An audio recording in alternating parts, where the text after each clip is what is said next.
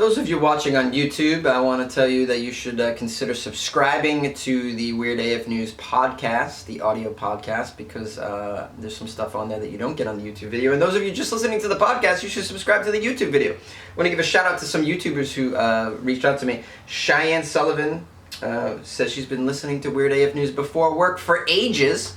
Ages, yes, for millennium. Weird AF News has been around since 1912. Also, the Mystic Realms wrote, I vote for more shirtless videos. Yeah, well, thank you. You were the only one. I think I look pretty good without a shirt, but you know, apparently not everybody thinks that. Hey, look, that's something you don't get if you just listen to the podcast. You don't get to see me without a shirt. So yeah, you should. Another reason to subscribe to the YouTube channel, and a reason to subscribe to just the podcast is if you hate me without a shirt and you don't want to watch it on YouTube. Not that I'm always broadcasting without a shirt, but let's get into a story that was crazy. A lot of people spreading this one around because it was pretty weird. A musician wins almost $300,000 in a lawsuit against his ex-girlfriend who sabotaged his career. So strange to have a lawsuit like this and to win. Oh man.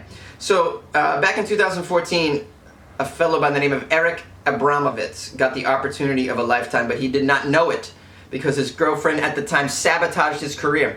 He was the victim of a deception that a Canadian judge called despicable and awarded him 350,000 Canadian dollars, about 260,000 US dollars in damages. Abramovitz is a gifted Canadian clarinetist,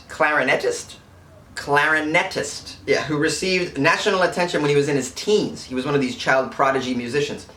As a student at McGill University, he applied for a scholarship at the prestigious Colburn Conservatory in Los Angeles, where he would study under the famed clarinet teacher Yehuda Gilad. Only 2 spots open per year for this position. Well, blah, blah, blah. I'm not going to read the article because it's just, there's a lot of, it's just boring. So I'll just tell you what happened. So he applies for this scholarship. They only allow 2 people into this prestigious program per year. They accept him. They send an email. At the time, his girlfriend, who's a very deceptive little lady, or was, I don't know if she still is, she had his email sign on, his computer sign on. They lived together. She did not want him to move to Los Angeles away from her. She wanted to keep him in Canada. And so she wrote back to the email.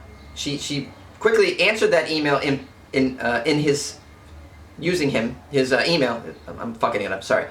She writes back basically saying, no thank you, I'm turning this down. As him, turns down the scholarship, this opportunity of a lifetime. And then she creates another email account representing the school and sends him a turning down email. God, what's wrong with me? She sends him an email turning him down from the actual place. She creates an email address for that specifically to say, sorry, you didn't get into the program, so that he wouldn't know, so that he wouldn't reach out to the school and follow up. Isn't that crazy shit? Anyways, the judge ruled that what she did was despicable, and she jeopardized his whole career and awarded him with all sorts of money. Apparently she didn't appear in court, but she lost this shit. Months after the rejection and after he and Lee had broken up, Abramovitz returned to California to audition for a different, less prestigious program.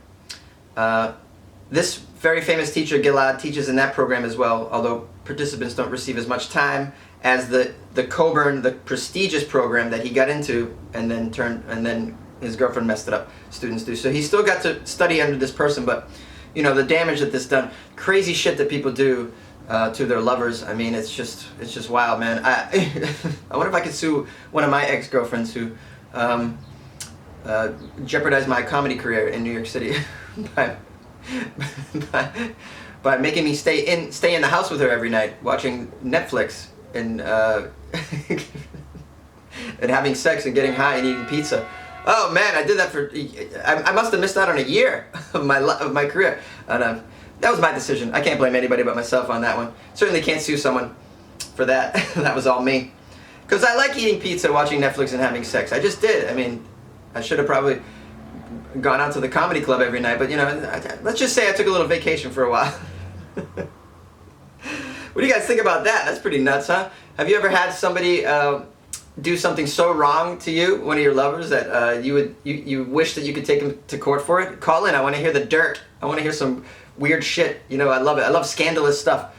Call 646-450-2012. That's Jonesy's hotline, man. Yeah, I'm going to call it the Jonesy hotline. The Weird AF hotline. Just call me.